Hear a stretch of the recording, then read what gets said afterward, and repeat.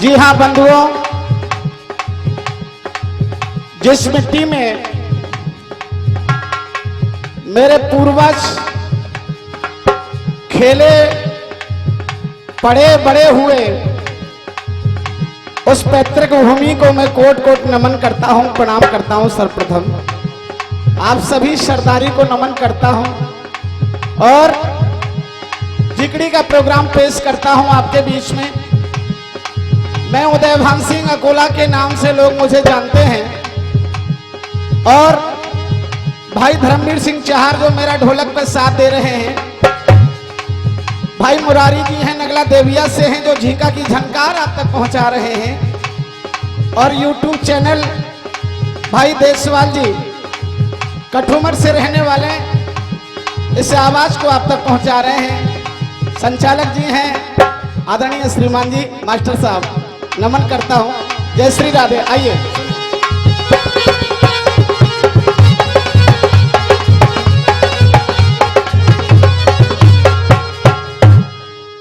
आइए सज्जनों, सर्वप्रथम तो निवेदन करना चाहता हूं आपसे, जो सज्जन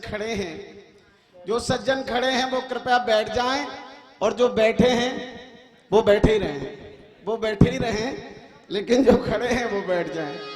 और चाय का प्रसाद जो आपको वितरण किया जा रहा है, आप लोग चाय पी लीजिए। चाय वालों से मैं ज्यादा कुछ नहीं कहूंगा, भैया जल्दी वितरण कर दीजिए, क्योंकि हाँ चाय वालों से ज्यादा कुछ नहीं कहूंगा, पता नहीं कब कौन प्रधानमंत्री बन जाए। कृपया शांति जरूर बनाए रखें।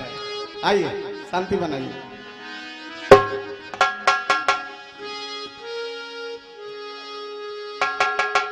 सज्जनों, इस संगीत के बहाने से आप लोगों के दर्शन हुए, अपने आप को सौभाग्यशाली मानता हूं,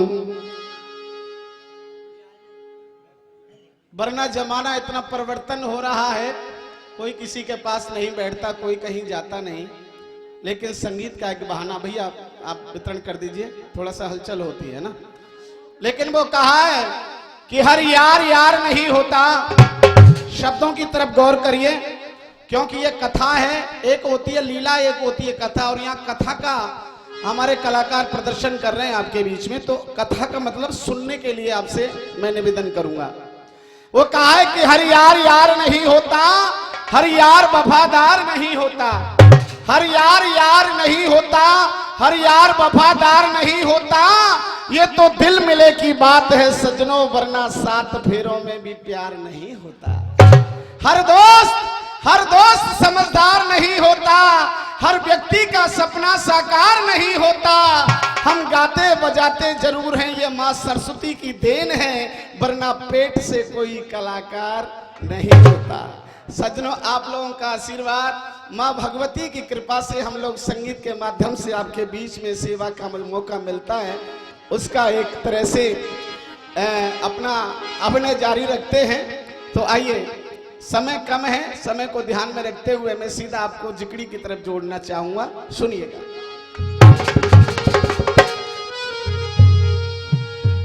शायर सपूतम साजो है सबको,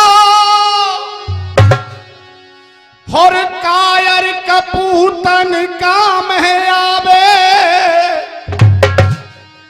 फल बिन डार न बतनाए कबहू,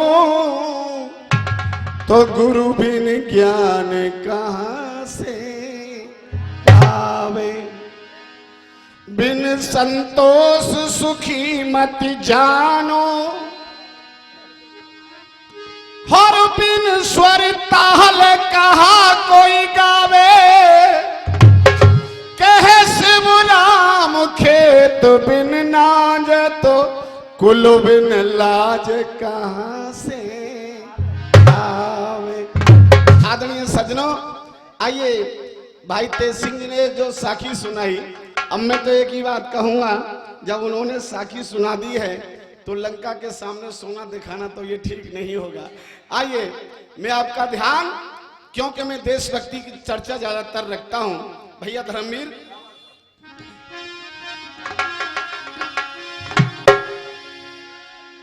एक बार थोड़ा सा जुड़ना चाहूंगा, थोड़ा हलचल हो रही है, एक बार जयकारा लगाएंगे मेरे साथ में मिलकर के, फिर मैं अपनी प्रस्तुति आगे बढ़ाऊंगा।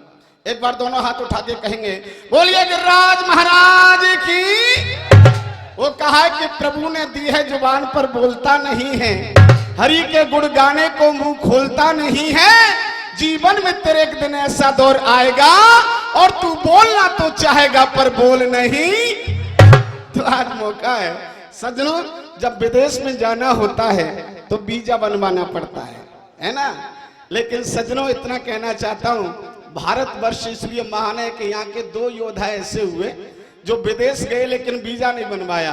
एक थे त्रेता में और एक कलयुग में, और दोनों के नाम सुनिए और फिर उनका संयोग सुनिए क्या बताया।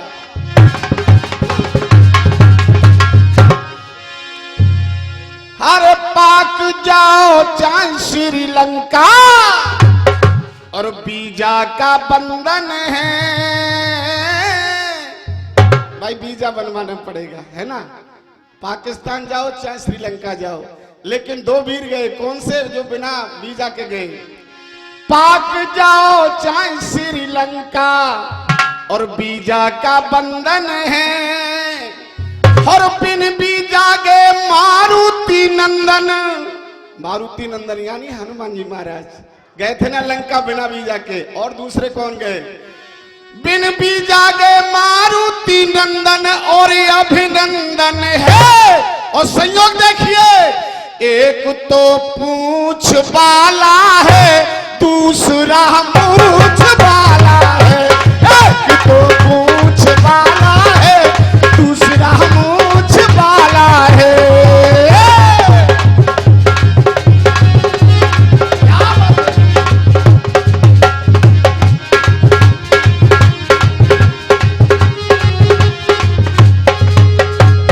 और सज्जनों एक निवेदन करना चाहता हूं, यह मंच आपने बनाया है, मैं किसी कलाकार की अवहेलना नहीं कर रहा हूं, लेकिन मेरा एक खुद का नियम है, गुरु का आदेश है। यह मंच आपने दिया है तो इस मंच को छोड़ के मैं आपके बीच में नहीं आ पाऊंगा, तो मुझे आप लोग आशीर्वाद बनाए रखेंगे। सुनिए भैया, हनुमान ने लंका जलाई भक्त राम के थे प्यारे, अभिनंदन ने देह जलाई बोले हिंद के। अभिनंदन ने देह जलाई बोले हिंद के जयकारे।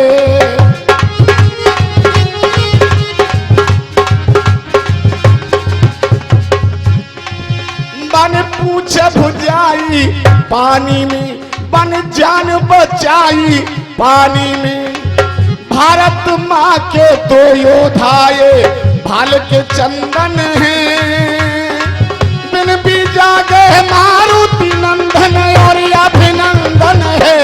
एक तो पूंछ वाला है दूसरा मूंछ वाला है। मूंछ वाला है। आइए सज्जनों ध्यान को केंद्रित करेंगे। एक ऐतिहासिक कथा आपके बीच में अभी भाई साहब ने रखी है, ऐसे ऐतिहासिक कथा मैं आपको सुनाने जा रहा हूं। दिल्ली के अंदर एक बादशाह औरंगजेब राज करता था। सज्जनों इधर में राजस्थान की ये तपोभूमि और वीरों की भूमि, यहाँ के रूपनगर के महाराज थे विक्रम सिंह सोलंकी। उनकी पुत्री का नाम था चंचल कुमारी, बहुत ही सुंदर, बहुत ही योग्य, और उस योग्यता का बखान उस बादशाह के कानों तक पहुंच जाता है। नियत में खोट आ जाता है और एक दूत को बुलाता है और दूत के हाथ में एक पत्र सौंपता है और कहता है कि जाकर के राजा से कह दो या तो बेटी का डोला दिल्ली के अंदर पहुंचा दे, वरना मरने मारने के लिए तैयार हो जाए। सज्जनों वो दूत चलता है जहां महाराज की कचहरी लगी हुई थी, जाकर के पत्र को पेश कर देता। और क्या हुआ,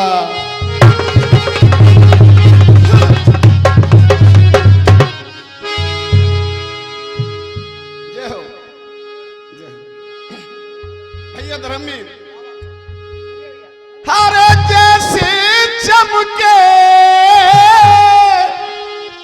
और धूप लली को, और रूपन रहलो दम के, और सीप में मोती नभ बिजली ओ मधी रात में चमके।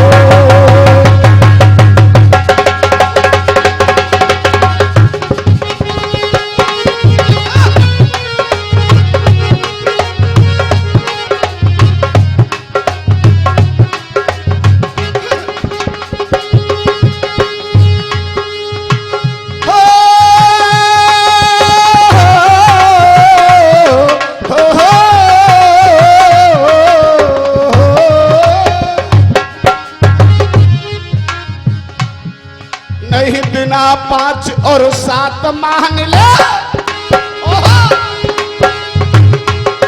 नहीं बिना 5 और 7 मान ले, बात महीना पूरा डोला दिल्ली पहुंचाए दे, नहीं झरे में फैले कूरो, झरे में फैले कूरो।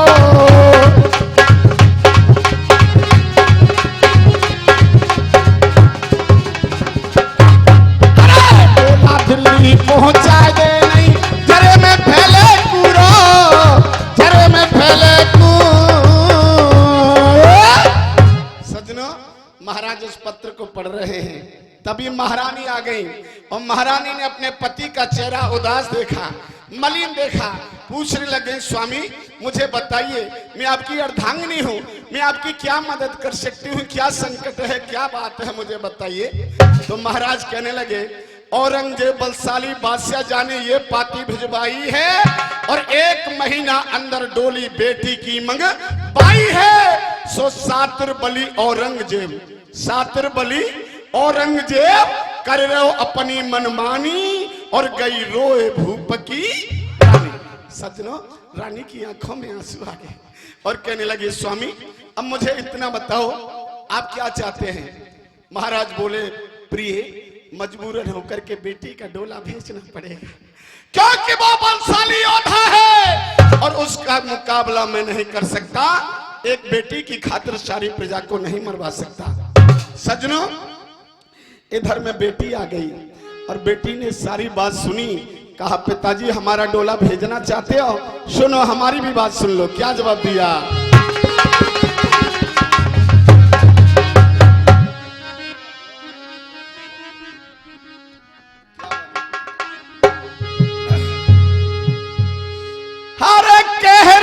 चंचल सुन रे बाबुल और मत सोच कर मन भारो है, और दिल्ली जाऊं तो खुद के सी सकूं, धड़के कर दूं प्यारो है। ओ बाबा रे बाबुल रे बाबा रे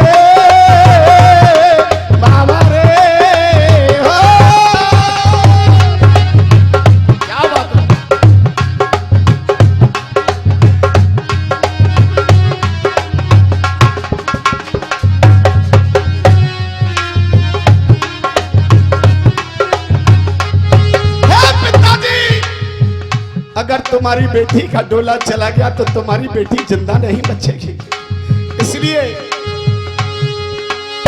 क्षत्राणी को धर्म निभावना है, डोला जाई सुखारो है, इज्जत इतनी सस्ती ना कह लखनऊ भर के तारो है।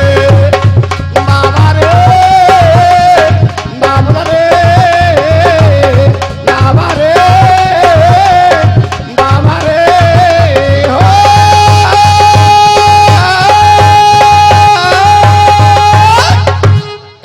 से कहा है। सदरों दरवाजे पे जो दूत बैठा है वो कहने लगा ऐसा है जी, हमारे लिए क्या आदेश है, हम तो सेवक ठहरे, उधर से जो संदेश मिला आप तक पहुंचा दिया, इधर से जो आप कहेंगे उधर पहुंचा देंगे, क्या आदेश है। महाराज नहीं बोले, लेकिन बेटी बोली और कहने लगी भैया हमारे लिए तो दोनों के लिए बराबर है। पिताजी जवाब नहीं देंगे, लेकिन मैं जवाब दे रही हूं। क्या जवाब दिया?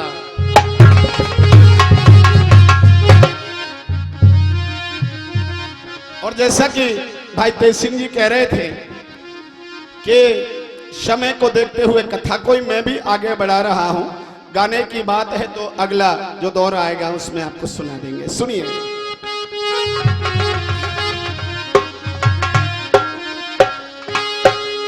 हरे ज्वाब बीरना हर सुना तो सोचही और तू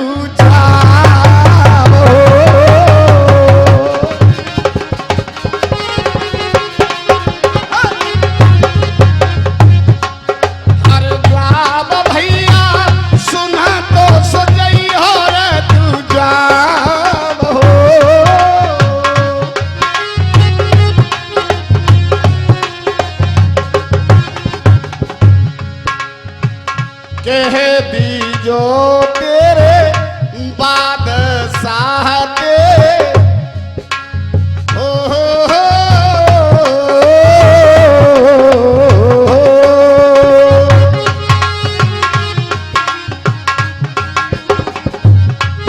अरे कह दीजो तेरे बादशाह के।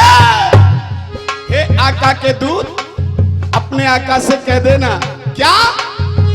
कह दीजो तेरे बादशाह के। अरे ख्वाब मेरा, अरे ख्वाब मेरा सपने हूँ देखे नहीं ख्वाब।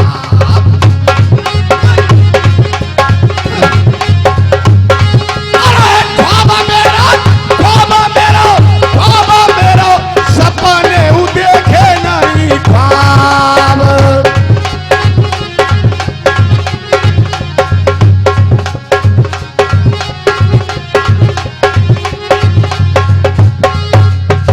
ये तो जवाब दिया उस दूत को, मात्र आधी मिनट ले रहा हूं, लेकिन उस अपने पिताजी की तरफ मुखड़ा मोड़ लिया और पिताजी से क्या कहा?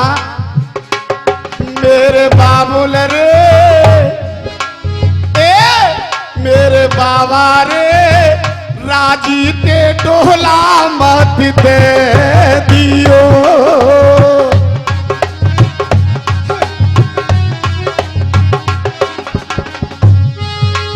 तेरे से डर पे से, अरे बाबा ऐसे डर पे से चले गो नाए काम मेरे बाबा रे, राजी के डोला मत दे दियो।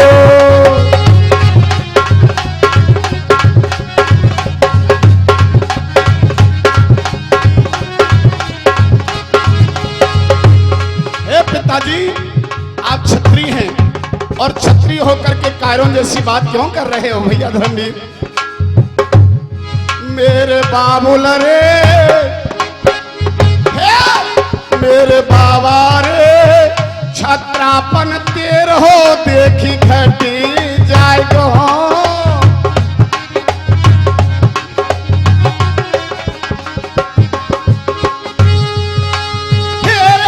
तेरो है जाएगो बाबा, तेरो है जाएगो नाम बदनाम